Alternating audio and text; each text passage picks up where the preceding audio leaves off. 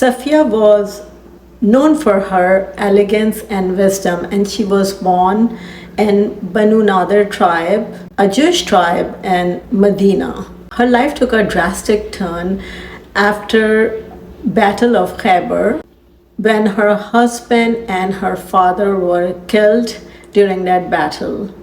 The battle was fought between Muslims led by Prophet Muhammad and the Jewish community. There was a strong Jewish uphold of that area at that time, but there were escalations against Muslims, and there were also allegations of them conspiring against Muslims. Safiya's father and husband were key figure in the tribe, and they were involved in the battle and were killed by Prophet Muhammad during the battle. Prophet Muhammad and his soldiers during the battle. So Safiya became a captive. What happened next? There are a lot of controversies associated with it. Ex-Muslims and some non-Muslims have a narrative that is very different from Muslims. I'm going to share both perspective, both narrative. I'm also going to ask ChatGPT to help me, and in the end, I'm going to share my personal opinion.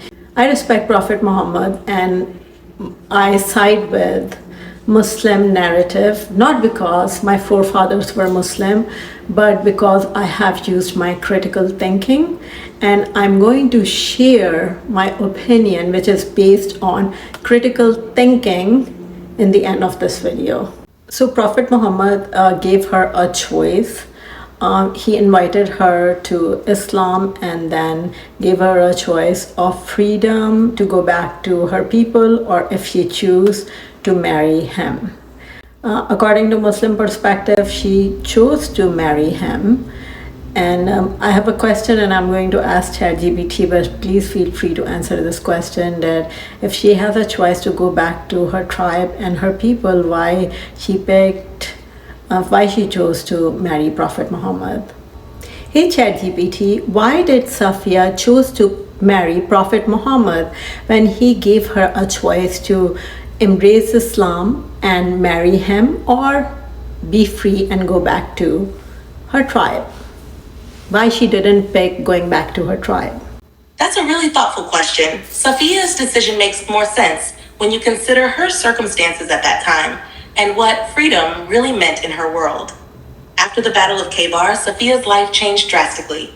Her father, husband, and other male relatives had all been killed in the conflict, leaving her without family support. In 7th century Arabia, a woman's safety and security were deeply tied to her family and tribe. With her closest family members gone, she wouldn't have had strong protection if she went back to her tribe, especially given the tensions between her people and the Muslims after the battle.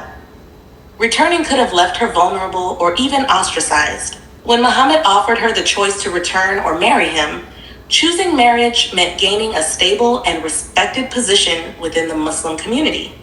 By marrying him, she became one of the Prophet's wives, honored as a mother of the believers.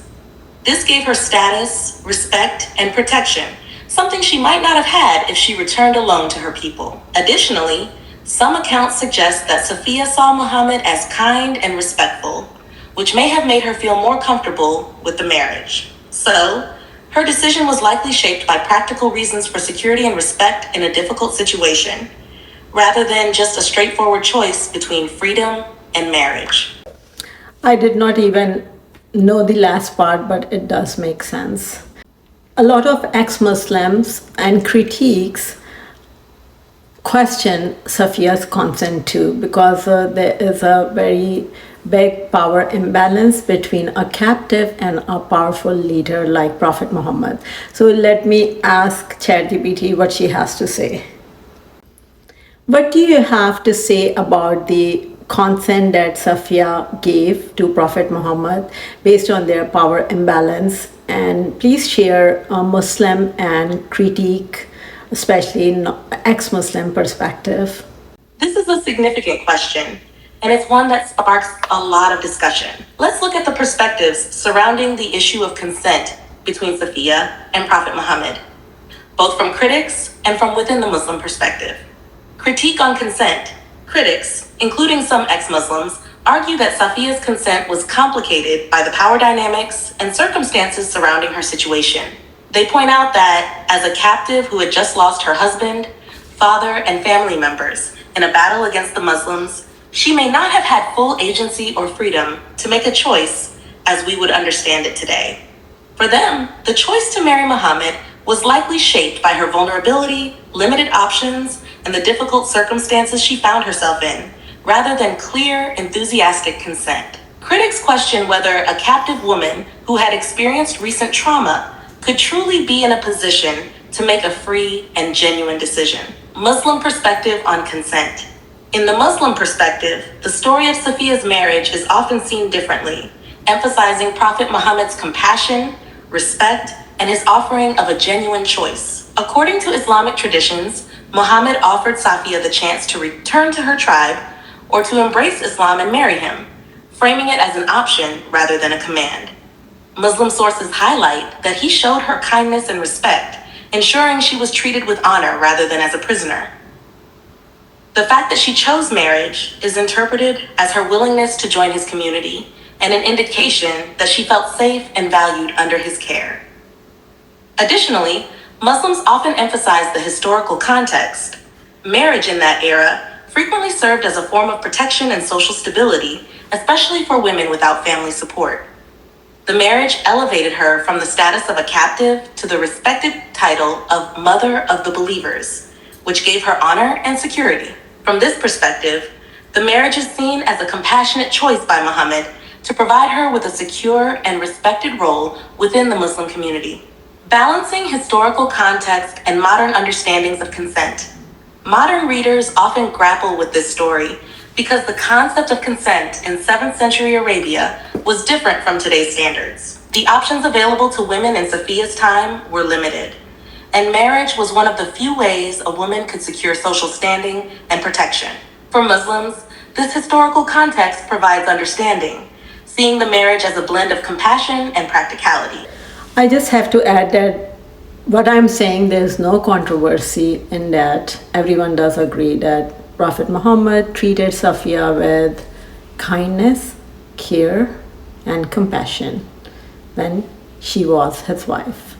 I watched videos from some ex-Muslims on YouTube that show that Prophet Muhammad became intimate with Safiya right on the night of the battle after her father and husband were killed, which shows Prophet Muhammad as a very barbaric and cruel personality. However, Muslim perspective and narrative is quite different. According to Muslim perspective, Prophet Muhammad delayed the consummation of the marriage. He married her to give her security, and it was an act of compassion. He gave her a choice, and she was free to choose to go back to her tribe or to marry Prophet Muhammad, and it was her choice to marry him. Even though I already mentioned the critique about the consent, the consummation was delayed until the battle was over and they were away from the battle scene. Also, he gave her a period to grieve and mourn, and it was a customary practice in Islam. So why I side with a Muslim narrative? It's because of character of Prophet Muhammad. A person usually doesn't do things out of character. So character of Prophet Muhammad was such that when he was very young, before Islam was revealed to him, Khadija, his first wife, who was much older, much more mature, a businesswoman, picked him because of his character traits.